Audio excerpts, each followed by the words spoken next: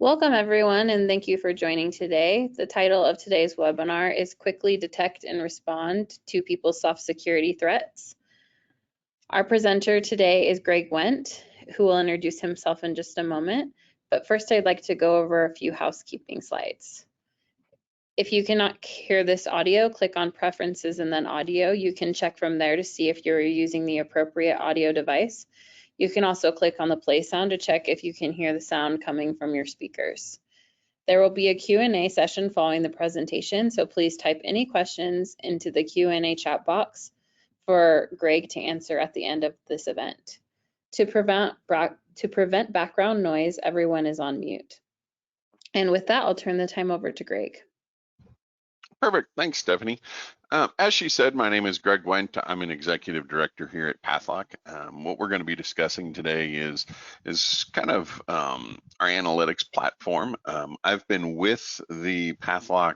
I came over with the Apsian merger part of that. So I've been working and involved in this area for over the last 8 years. So it's really interesting to have worked with some customers through incidences that they've had, also through a lot of different scenarios from non-customers with different breaches that they've had, kind of post-mortem going over some of the challenges and issues that have occurred for their organizations and what it ended up costing them in the end, and those types of scenarios. So I've been working with ERP systems since the late 90s, been an enterprise architect and dotted line to the CISO for many of those years, with rolling out all of those systems. So as I said, I've been in this particular space for the last 8 years. So with that, I thought I'd do just a brief, quick introduction of Pathlock. Pathlock really expands upon, for those of you that may know us from the Apsian days, really expands upon the areas and what we can service from a customer's perspective. So we're getting into the area of really understanding and providing a 360-degree view across of risk across all of your applications. And when we think about that, what Pathlock really enables us to do is have many different connectors into many different systems, and it allows us to correlate that information and pull it into a single application set to understand what's happening and what's going on in each one of those systems. Other things we can do is automate user access reviews, provisioning and deprovisioning, for example. So if we want to think about it from the PeopleSoft side, you can actually have an event occur inside of PeopleSoft. Maybe that's a hire, a fire, something like that, or maybe even shifting between departments, for example, and you can have all of the provisioning kick off. The nice part about this is it's cross application. So you can then have additional authorizations granted inside of other systems such as like Active Directory, Salesforce, SAP, things like that. So it allows you to really control your access across your entire infrastructure, really. So other things that you can do is strengthen security with integrating with IAM solutions such as SSO and multi-factor authentication. And we're going to be talking about a couple of the rest of them. So I'm not going to go into too much detail about those because we're going to be hitting on them in today's webinar anyway. So when we talk about some of the customers that we have and the partners that we work with, obviously that changed as well. So once again, if you were familiar with us from the Apsian days, we've grown leaps and bounds. We've now got over 500 different employees around the world. And some of our customers are very, very, very large named organizations out there. And some of the partners that we work with, you can see there as well.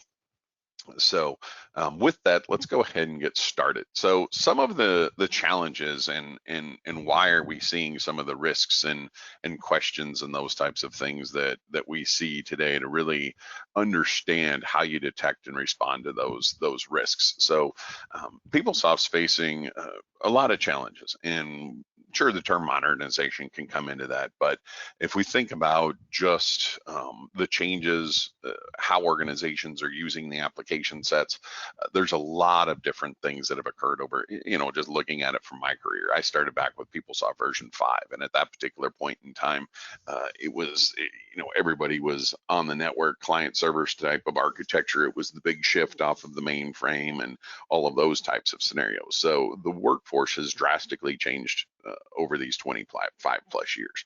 You've got a lot of people who now have the smartphone. I was reading about something with the iPhones the other day on how everybody in the world could use one or something like that. And it's just how that has changed the way organizations have access to information, where it's accessed from, and what happens with that information has really drastically affected a lot of organizations. And really what it is it's a change in expectations from how organizations or employees expect to be able to utilize the systems inside of their organization.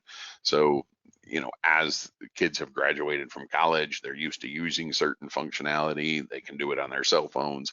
It becomes harder and harder for organizations to say, no, you can't do that unless you're in the office. And then COVID comes in and everybody is forced to work from home. So now all of a sudden, some organizations that had, 90, 95% of their workforce working in the office in very controlled environments are now dispersed. And were their applications and systems ready for that?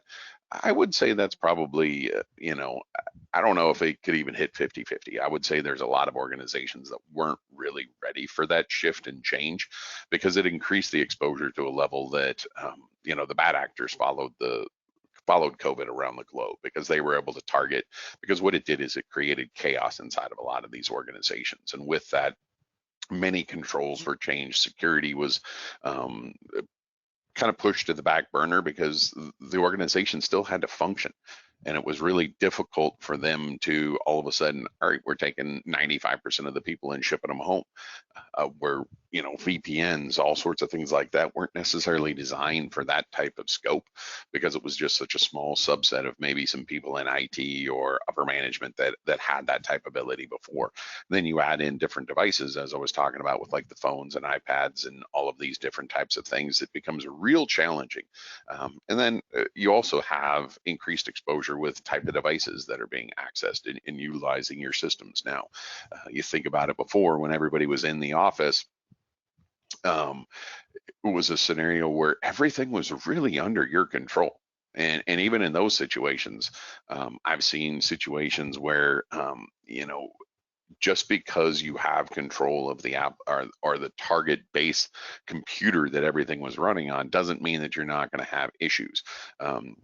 I've seen organizations, for example, that kind of end up in malware situations just because they allow all these different shopping plugins, for example, on the different browsers, and it was amazing. I've heard situations where somebody has 300 to 400 different types of malware installed on their computer and they're complaining that system access is slow. Well, at that particular point in time, system access has nothing to do with your servers. At that point, there's so much running on that particular computer that it can become a real challenge. And that even occurred inside of organizations on corporate or university owned assets. So when you're talking about those types of scenario, now all of a sudden during COVID, you pushed everybody home. I knew some people that literally had to pick up and take desktops out of the office and bring them home because they didn't have devices at home. They didn't have enough laptops, all sorts of scenarios like that. So a lot of those static access controls really got stressed during those times because it was just such a rapidly changing pace. And now it's one of those scenarios where a lot of people don't want to go back to the office. They want to continue to work from home and leverage the flexibility that they had before. And then if we think about some of the applications, I mean, we kind of talked about it a little bit earlier with some of what Pathlock is able to bring to bear now. You've got multiplication of your enterprise applications. You're not ending up with less. I was talking to some CIO friends and they've got the scenarios of, I don't want to replace my core systems. I just want to bring in satellite systems that cause or can solve that particular challenge very, very well and then communicate back into my ERP system. It's just easier to do it that way. I don't have to up and replace the entire thing. So now all of a sudden you're talking about multiple enterprise apps. They may be on-prem, they may be off-prem, they may be in the cloud, where all of your users accessing from. And then you've got on the back end, compromised user credentials, which is a real challenge. I was reading something today, and I should actually bring up the article real quick, but on the dark web, there's actually some software now that you can basically rent, and it'll do targeted phishing campaigns. It's kind of a man in the middle style attack. And you can, the organization will actually go out and run them, and it bypasses a lot of sometimes it can bypass the multi-factor authentication, or challenges like that, because what it does is, since it's a proxy and sits in the middle, they grab all the credentials off of your machine and basically look like it's your machine coming into a lot of these scenarios. So the compromised user credentials are not going away. The attacks are continuing to happen. They're getting more and more sophisticated as to how they're going about those attack vectors, and the success rate that they're actually having. So it is something that, especially when you talk about that dynamic remote workforce, the amount of different computers and phones and devices that are attaching to your network, the IoT devices, even, for example, and the amount of information that's cruising across your network, it becomes a real challenge for a lot of organizations to understand what do I need to be listening to? What are the signals that I need to hear today to understand and pinpoint to the challenges that I'm actually having inside of the applications that I need to be concerned about? So that's one of the things that we're going to be discussing today. And when we think about insider threats, we can take that one as a definite topic, because insider threats are, one, extremely challenging to pinpoint, and it's mainly because when you understand what an organization does to, or allows some of their high privileged users to access, there's a lot of challenges around what are these users doing, what are they updating, what are they changing, what are they accessing, and then you multiply that by dev, test, stage, QA, production. How many systems are actually full copy of production and have all of that data? Are you removing any of those, randomizing any of the data, any of those types of scenarios? So it becomes very easy for somebody to gain access to information or assets that they really shouldn't have access to. So the insider threat is really a large challenge for an organization, because how do you filter out the static between what's valid and what's invalid access for that particular user at that moment and point in time? So if you look at it, 53% of organizations confirmed insider attacks against their organization in the previous 12 months. It's kind of a different time that we're living in now. And if you look at it, 27% of organizations say insider attacks have become more frequent. Sometimes you can end up with employees that almost become activists for all sorts of different beliefs nowadays. So it's interesting the kind of environment that we're living in when we think about some of the access and controls that users have of some of these systems inside of our organizations as a whole. So it becomes very important to be able to narrow down and understand what they're doing, and that's one of the reasons why some of the new data risks easily go by undetected. Frequently you'll hear about attack vectors or attacks that have occurred, and you'll find out that in the situation of, let's say, ransomware attack, where they've been inside of an organization for 6, 12, 18 months before they actually initiated the attack. There's a reason why. I mean, they can sit there and go undetected for a very long time.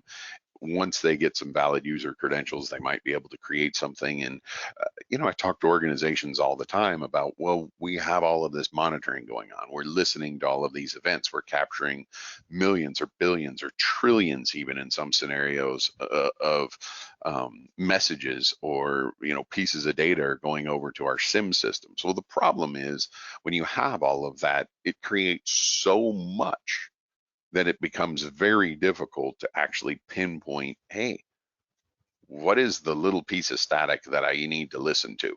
I kind of go back to early on in my career. There was a guy who was writing a green bar report, if anybody still remembers those days, actually. But he came up with this green bar report. He goes, it's a 30,000 page green bar report. I just kind of looked at him and I was like, that's interesting. And he's like, aren't you impressed? It's 30,000 pages. And I was like, not really. Who's going to look at 30,000 pages? One, you printed cases and cases of paper for what? Who is going to physically look at 30,000 pages of a report? What they really want to know is what's the anomaly? What's the differences? Show me the 10, the 15, the 20 lines that are really super important that I need to pay attention to. Not give me 30,000 pages of a report, because I can't do anything with that.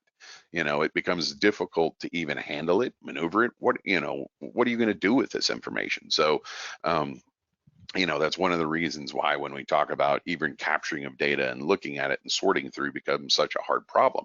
And when you think about it from the bad actor's perspective, that's one of the reasons why those compromised user credentials can become very difficult to see, whether it's through a spear phishing attack or a phishing attack. They've still, some of them you can see are very easy to identify. Everybody on here gets them, I'm sure, but when you sit there and you look at it, the attack vector, and I've been involved, post-mortem with some of these, they're not always going to turn around and instantaneously use those credentials. They may log in a week from now. They may log in and put in a bad password. They may try to, log in, put in a correct password, and then just immediately log back out. They don't want to create a lot of noise, because if they create a lot of noise, then it's easier to stand out on some of those, billion catches of information inside of the SIM, for example. So, a lot of times too, ultimately you have to understand what the goal of the particular organization or the bad actors are looking for. A lot of times it could be around data exfiltration. They want to steal identities. They want to steal secrets of your organization. Data exfiltration can come in multiple different formats. Maybe it's financial, maybe it's personal information. They want to steal identities, multiple different ways that data exfiltration can really hurt your organization. And when you think about, what you're able to allow usage for, that's where you really have to be careful with remote users accessing and running queries and downloading data, because those are large data sets that can, move out of your organization very quickly. And that's where, if you look at some of the threat vectors, a lot of people have really seen some. So that exporting data on an untrusted network, especially at, after hours, rogue times that don't fit when your normal business is working, you've really got to be able to have those things flagged. Compliance, for example, as well. Uh, Unnecessary data exposures inside of transactions. What do I mean by that? Somebody's going to be working with a transaction every day. What type of data really needs to be displayed within that transaction? Help minimize it. It kind of goes back to that whole least privilege type of implementation of security, because if you do that, you're probably going to be masking data, you're going to be protecting things. So then all of a sudden, you don't have a whole lot of unnecessary exposure, because you're going to be limiting those events in the first place. So that's where compliance is something that you really have to think about, of what is it going to cost me if there is some sort of breach, but also how can it make me be more efficient in what I do and how I protect my systems today.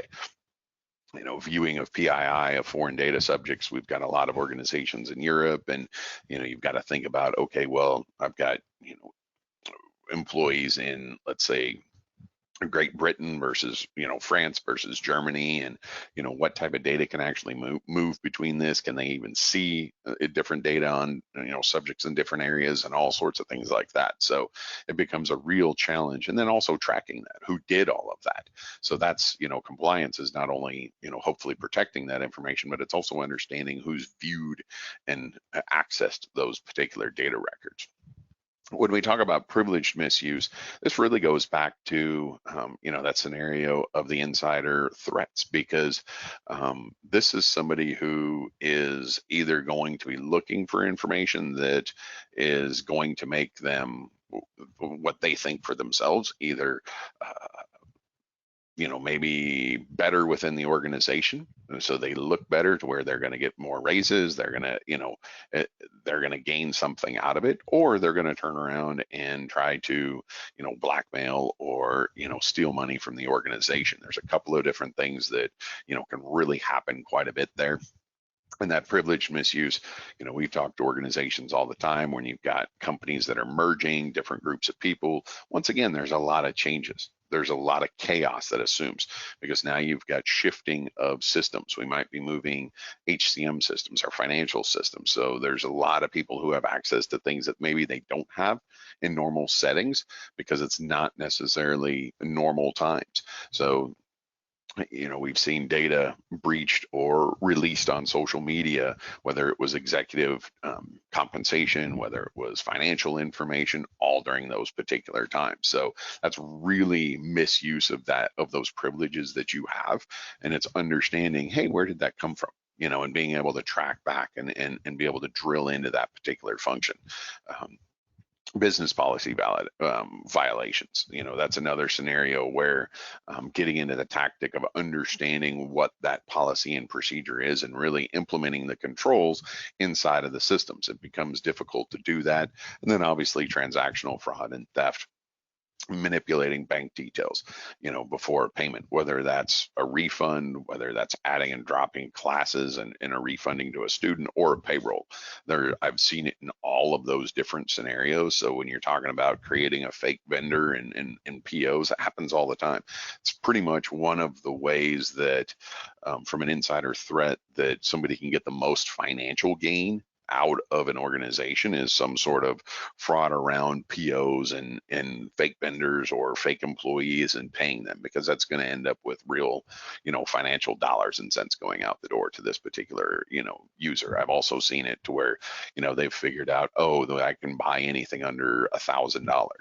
And there's been stories, and I'm sure you've seen them, where somebody bought like 10,000 iPads. They would just buy them and then turn around and resell them. Nobody ever kept track of them, but that's what they were able to spend. And it was millions before this person was actually caught doing those transactions and stealing from the organization itself. So you never know how people are going to be able to do it. So you always have to have that understanding of what's being done in your system and put in the best controls you can to help alleviate some of those challenges. When we talk about the new privacy regulations and some of these are much newer, it's kind of interesting, because if you really base this on where it all started with GDPR. When GDPR came out, it was really one of the first regulations that contained teeth, and the teeth to it came in with the fines. Non-compliance can cost you 4% of annual revenue or 20 million euros. That's a large fine. And there's all sorts of different demands on it. I'm sure most of you are probably familiar with that. But if you look at it, how that has really changed the compliance industry as a whole, because it's really had a drastic effect, I think. I was kind of going through my MBA when Sarbanes-Oxley came out, and I was doing some classes over in Europe, and everybody was in the process of trying to implement, SOX, because if they wanted to be on the New York Stock Exchange or traded over in the US, they needed to be able to conform to SOX. Well, if you look back how long it took somebody to be prosecuted under SOX, it was a really long time. It wasn't something that occurred in a short window. I want to say it might have been like, 2015, 2016, somewhere like that. When you look at GDPR, I think it took less than a year before there was prosecutions on it. So drastic change between that. But really, one of the large differences is the fact of the fines. When you look at different governments around the world, any way that they can actually get more money, they're not going to be afraid of, especially if somebody's done it already successfully and they can actually mimic that. And that's really what I think you're seeing through a lot of different countries, is because all of these are basically based off of GDPR. And what they do is they have that as a baseline, and they're going to tweak things and make it a little bit different or make it their own. They may add, some of the fields, they may change, some of the verbiage and stuff like that. But as a basis, it's really kind of come out of GDPR, California Consumer Privacy Act, all of the other ones that you see up there. And really what you see is these are going to continue. Why? Because of the fact that, governments can actually see some money out of this. For one, I think they look at it as a pro, but two, it's also forcing organizations to do things that they should have been doing in the first place. GDPR was not really a technical problem. It was a business problem. it just so happens that there's a lot of technical solutions to be able to solve that problem. But it's really something that starts with a belief and understanding inside of the organization. So compliance and regulations are not something that's going to be going away or changing anytime soon. So it's something that you really probably need to stay ahead of, because the controls are going to get more and more particular and challenging across different organizations. So I'm going to flip over and do a little bit of a demo and talk a little bit of some of the solution of what we got here. So I am going to talk quickly about our analytics platform. And what we've done with our analytics platform is we have pre-delivered a lot of dashboards, and it's based upon information and content that is occurring inside of an ERP system. We can do this with SAP, EBS, and PeopleSoft. I'm going to be showing it obviously today within the PeopleSoft system. But what we've done is we've designed the dashboards, the analytics, the reports to really service targeted groups of people. Those targeted groups can be anything from a auditor, and that could be somebody, rather than that auditor having to come to your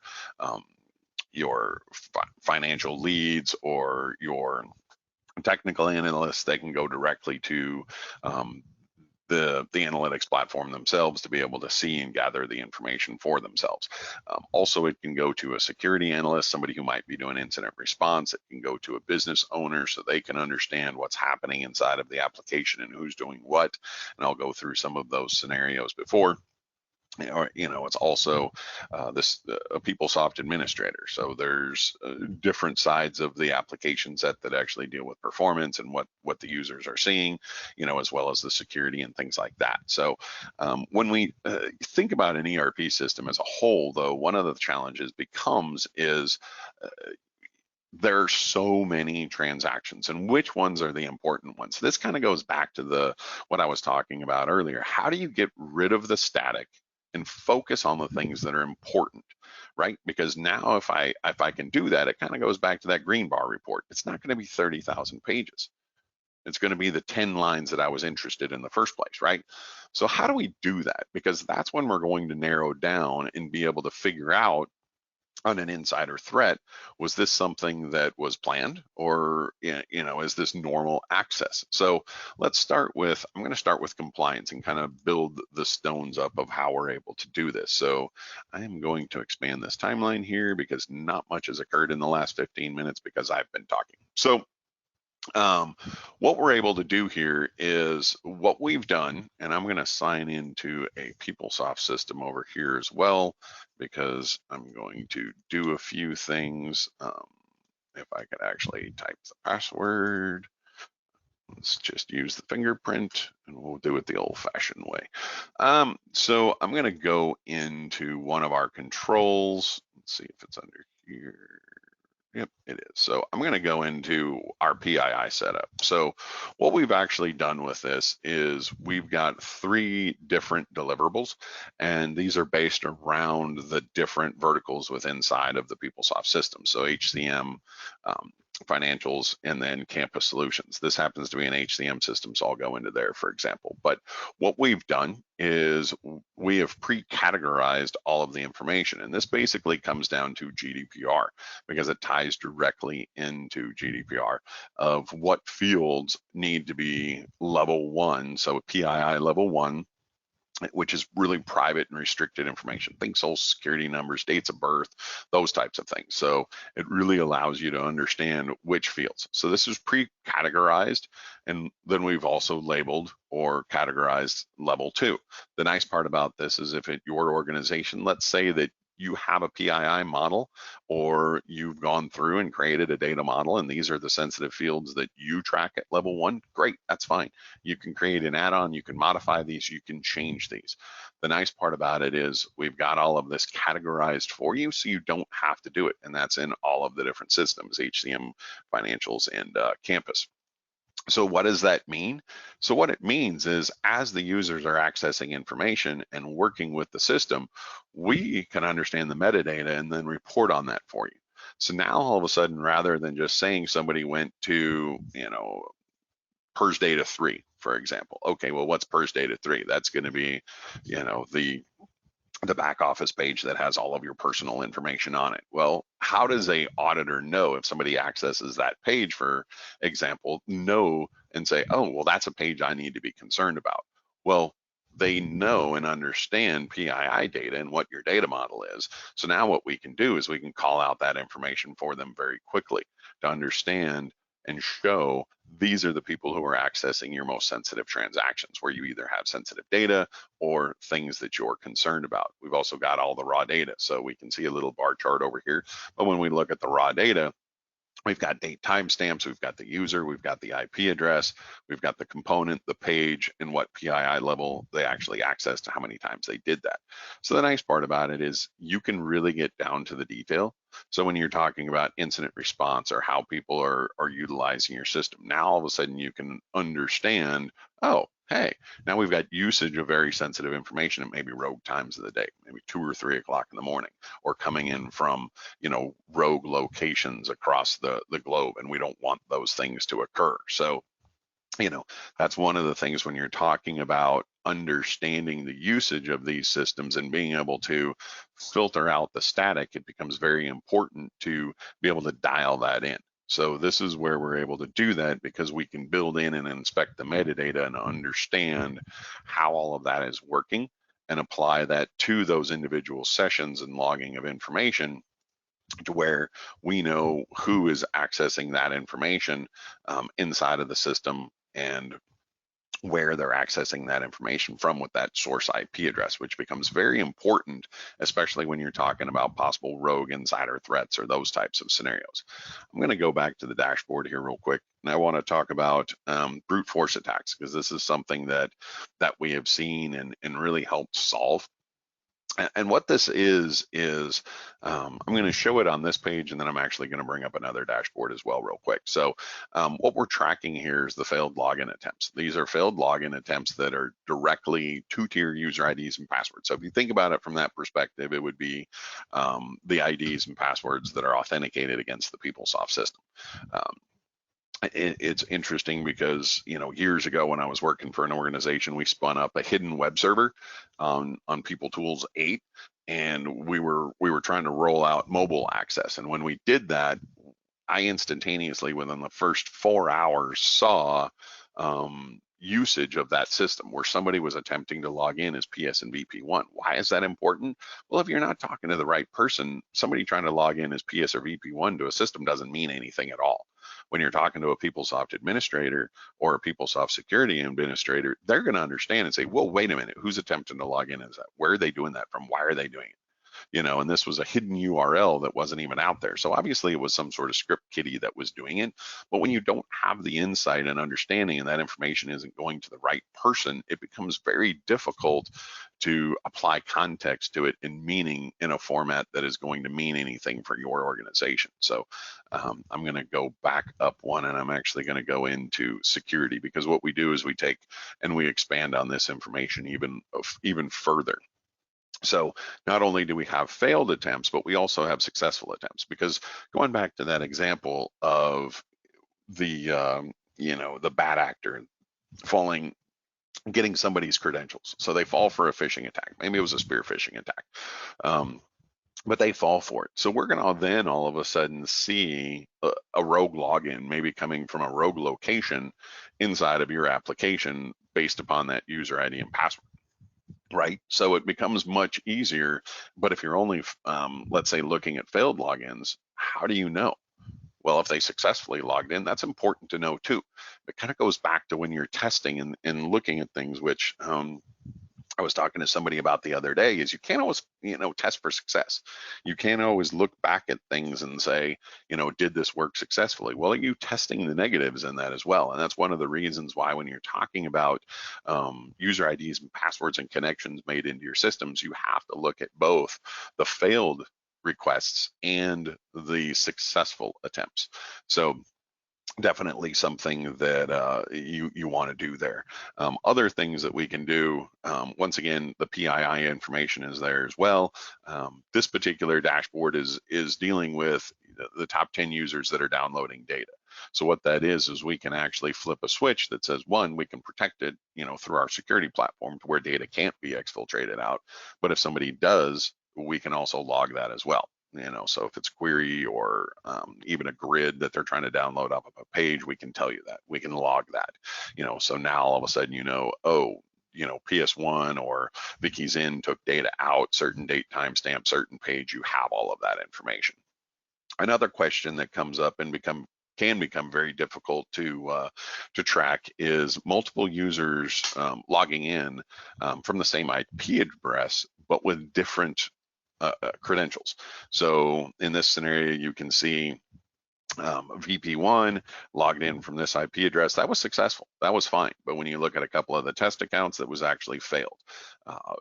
Use same type of scenario. We can see it with these were all successful. So we have Vicky's in, PS1, we have TW users. Those were all successfully logged in. All came from the same IP address. Is this something that is expected? Is that expected behavior or no? It depends upon how your architecture is set up, but it's something that, guess what, customers came to us and wanted to know this information. That's why this is here. That's why most of these dashboards, the analytics are there, is because a customer has come to us to say, hey, can you help us solve this problem? We have this problem from our reporting because we've had risks that have popped up this way, and this is where we need to understand them. Another area that we find is especially around updates to security. One of the things that we're not going to show you here is what was changed in each one of these things. We don't like to populate the sensitive information. So we give you pointers in a lot of scenario of understanding who's done what. So in this situation, you can see it either by permission list, role updates, or user profiles. And these can all be set up to have notifications. So if a change is made here, maybe it immediately sends off an email or, does whatever it needs to do, or ServiceNow, any of those types of things. But from that perspective, if a permission list was changed or user profile or a role update, we've got that source IP, we know what profile was changed. Those are types of things that we also have date timestamps. When did this occur? We can geomap that. If that's out of certain ranges, hey, if that's coming in from outside of the US, for example, or maybe even outside of a certain maybe geographical area for you, that's something that, okay, we can push that over, and let you know about that, because it's important to understand, hey, I used to work for a university, and we always kind of talked about this, is what happens if somebody gives up their credentials and a student goes in and changes security. So, we knew which buildings were dorms. So if we have that source IP address, oh, did a student, go in as a professor? Did they go in as a security person and change any sort of security? This all becomes much easier with that, because you have the data to be able to start running certain data sets around it and applying knowledge to it. One of the other things that are a couple of other things that I really wanted to show you guys as well about this is kind of incident response and investigation. So a couple of different things that we've done around this. One, capturing login data, geomapping of that as well. The user investigations, because one of the things that we can do is we can filter this down. You can select your pillar. You can also select your environment. So if you have multiple systems, dev, test, stage, QA, because you've really got to be sensitive to those development systems, especially if they're a full copy of production. Tracking of pages with sensitive data, going back to, again, that mapping of PII by IP address. So you can actually see who's, what IP address is accessing the most sensitive information in your organization. So, am I really worried about maybe the one? It depends what page it is. It's, if I look at this as the emergency contact list, probably not super concerned about that, but if I have user maintenance, that's a security page. Okay, let's verify this IP address is maybe our PeopleSoft security administrator. If not, red flag. All those types of things. It becomes easier to understand, ooh, I need to be concerned about this particular data style access. Component search layers, once again, the details, so you can see, date, timestamp, their IP, the component that was used, the component description, to kind of put that in, real world understanding for different different people that are accessing. Searches and updates with sensitive information and location and things like that. One of the things that I found super interesting with this, and this information was requested from a customer as well, kind of, as I said, almost all of these have come back from customers. But the interesting part about it was during COVID, this was a organization that was in the upper Northeast. Obviously, I can't tell you who, but they were all kind of geographically located in the upper Northeast. And the interesting part about it was shortly after everybody was sent home for COVID, they started to figure out that they were having updates and access from countries they'd never had updates and access from. Things like Italy, Colombia, Brazil, all over the Caribbean islands. Well, when the employees were sent home, they knew they weren't going back into the office for a significant period of time. They left. Some of them left to move back in with family in these different countries. Some of them just left to travel. So there was kind of that, a double-edged sword as to what grouping there was, but they ended up figuring that out through geo-mapping of certain sensitive data access. They didn't have that type of access from that area before, and now all of a sudden it leaps out of them on a dashboard or a report, and they're like, what's going on here? So they ended up figuring out that it was all valid access because it was these employees, but they were able to catch that insight very quickly because of the data that was being accessed in the location and the geo mapping and the dashboards, the way they showed that information very quickly. So from that perspective, it was great. But when we think about it from a business perspective, it could have drastically changed their business as well, because now all of a sudden, as we know, some employees haven't gone back into the office. You have now been home for 2 years in some situations. So that could also change a lot of the tax ramifications for that organization as a whole too, because you went from all being geographically located in, maybe a 90-mile or 100-mile radius to now all of a sudden you've got people all over the U.S., the islands outside of the U.S. and Europe, so you may have some tax ramifications for some of that information as well. So that's where really some of this information comes in. When we look down here, after hours access of sensitive data.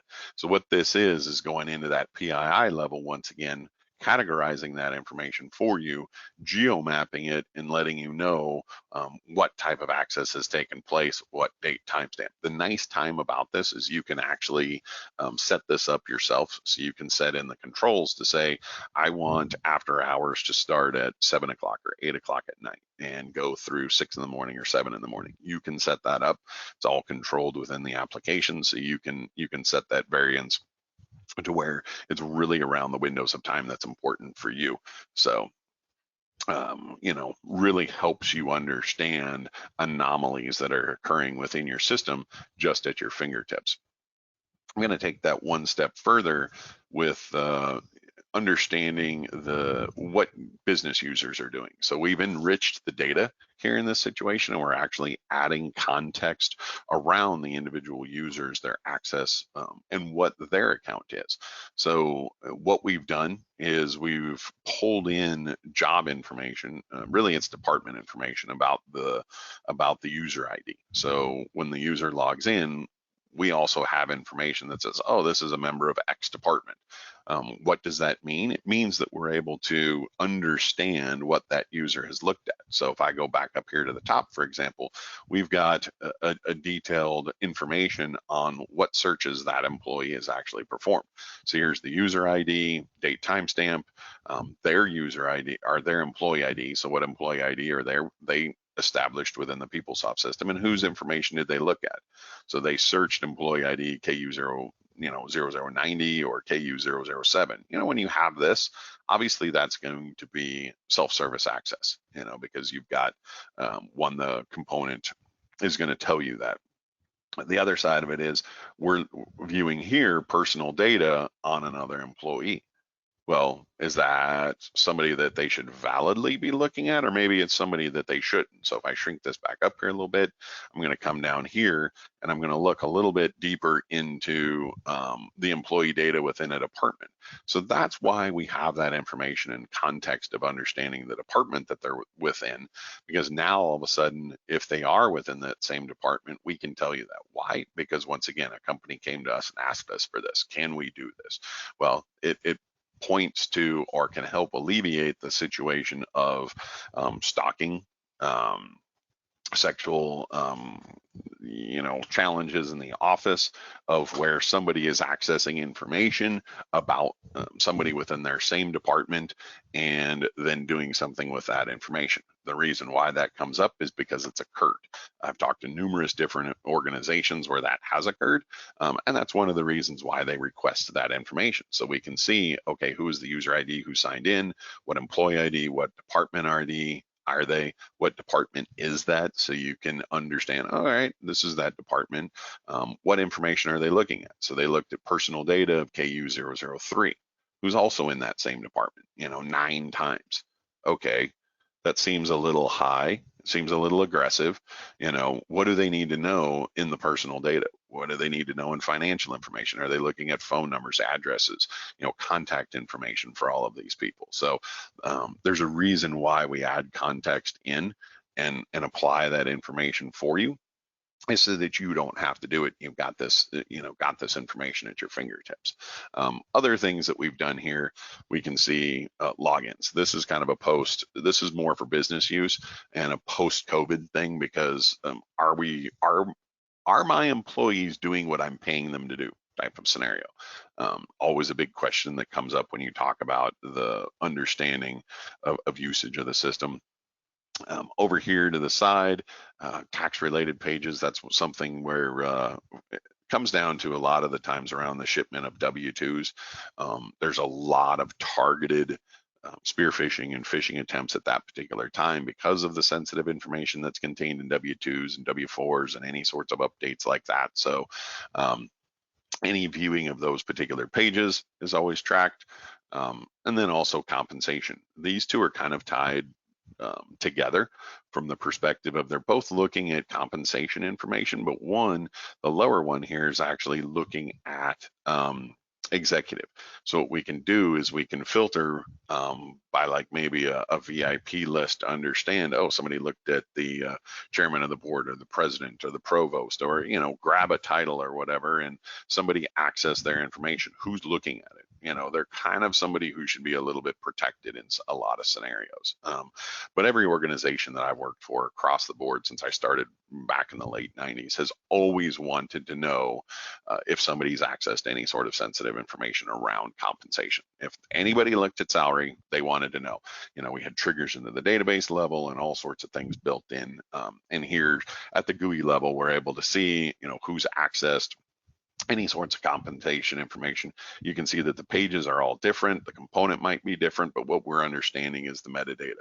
We understand the metadata behind the scenes, so we're able to tell you, yes, they viewed this page because they were looking at these fields. Those fields exist on that page. So unless you're, doing some sort of data masking or things like that, that data was exposed at that particular point in time. So compensation is a very large thing inside of HCM.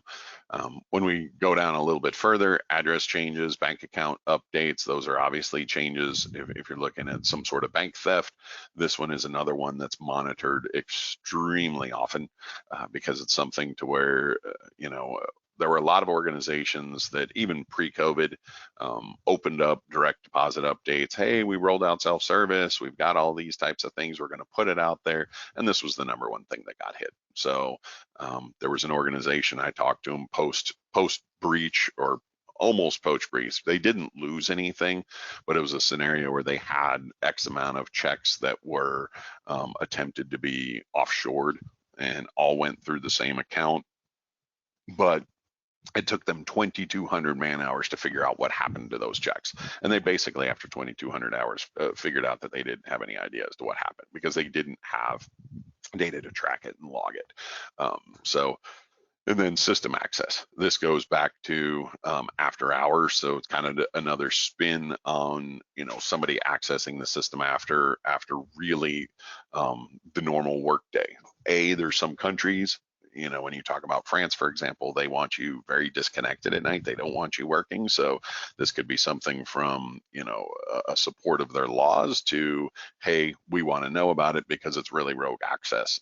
Nobody really should be accessing the system at that particular point in time. So not only can we put in controls through our security platform, but we can report on that as well. So emergency contacts and those types of things, any sorts of updates. I-9 is another thing that's really big these days. So that's just a brief example. I'm going to head back to the PowerPoint here real quick and kind of get close to wrapping up. I think we're getting close on time as well. So from that particular perspective, you can definitely see how we can help you take a proactive approach to detect and prevent security threats. One of the challenges is, understanding that valid access versus invalid access and seeing those anomalies and having access to the PeopleSoft data access and usage monitoring makes all of that possible. Without that, it becomes almost impossible. You're not even going to know what users are doing. And that goes back to, the scenario of the 12 checks or the number of checks that tried to be shipped overseas. They had the hardest problem trying to figure out what happened because they didn't have any data. When you talk about manage and mitigate those risks to PeopleSoft data, one of the reasons why we have that brute force attack on there, for example, is because it's occurred.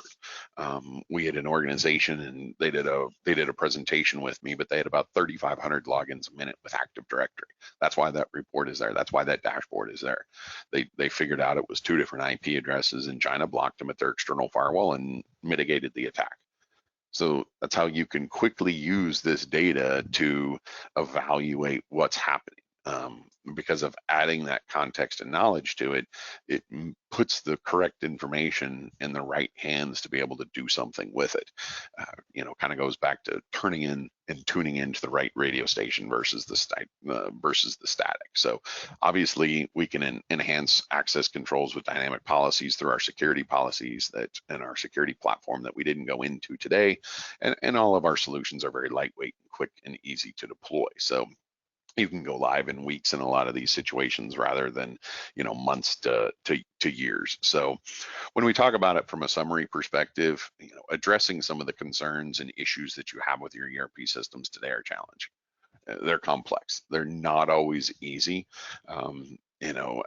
A good example of that would be, I worked for an organization and we had, depending upon the type of organization that you work for and the different customers that I've talked to and non-customers, I've done probably about between different security challenges, reviews, and things like that. I've probably done about 450 to 500 different security reviews of some layer inside of different organizations. And it's interesting when you talk about the dynamics between some of the different verticals and the different industries as a whole, and how different the usage and understanding has to be of those systems. In some organizations, for example, the same ID being logged in twice can actually be acceptable. And where in other organizations that's not acceptable at all, and you just immediately terminate that session. So that becomes a real challenge. So that's why that continuous data access and usage monitoring at that granular layer gives you those ideas. It helps you solve those challenges, because identifying the data access and usage trends is going to help reflect the suspicious activity. What's suspicious in your organization, it. It becomes very difficult for somebody outside of your organization to know it. It kind of goes back to the scenario of the student IDs, because it really was a student scenario, and it's happened at about, I would say, probably every university that I've almost ever talked to. So this isn't anything that isn't very common in that particular realm. Is the student may be logged in on campus. You may have mom and dad checking grades using the student's account somewhere else. And then you may have grandma or grandpa paying the bill, and they may be out of the country. And you have 3 different people logged into the same system. General consensus in the security world is you terminate them all and you report on that. Well, inside of other organizations, if somebody's paying the bill and they're outside of the country, that's probably the most important session that you don't want to terminate. So that's why I say, your knowledge of your access is going to be the most important, because you're going to understand what the trend should be. You're going to understand what that data sets and that suspicious activity looks like. We can definitely help you boil that up to where it's very easy to understand and see, but you're going to know those unique scenarios that you guys have to watch out for. Obviously, expanding of data access or data masking, that's something that I talk about with least privileged all the time. I'm a huge proponent of that, because if you minimize the amount of data or the amount of access that somebody has, you're going to minimize your end risk. And ultimately, that's the biggest thing that we want to do through all of this, is minimize the risk to the organization. And then also stepped up multi-factor authentication. It's something as an organization as a whole, many groups are going to now. I would highly recommend, if you're not looking at that, something that you need to do. But we can do all of those through our security platform as well. So with that, I'll open it up for questions.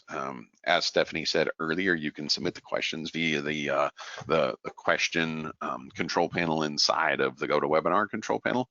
You can submit them there. While we're looking for those, Stephanie, I'll let you bring in or do some of the announcements while we're waiting to see if we have any questions. Okay, great. Thanks, Greg.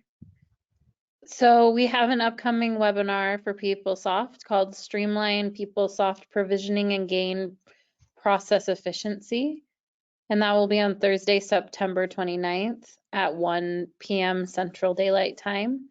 So if you would like to also attend that webinar, look for the information about that on our emails that we send out, and look for those on our LinkedIn Pathlock page. If you haven't joined our LinkedIn Pathlock page, go ahead and like and join that, because that's where you'll get some announcements for our upcoming webinars.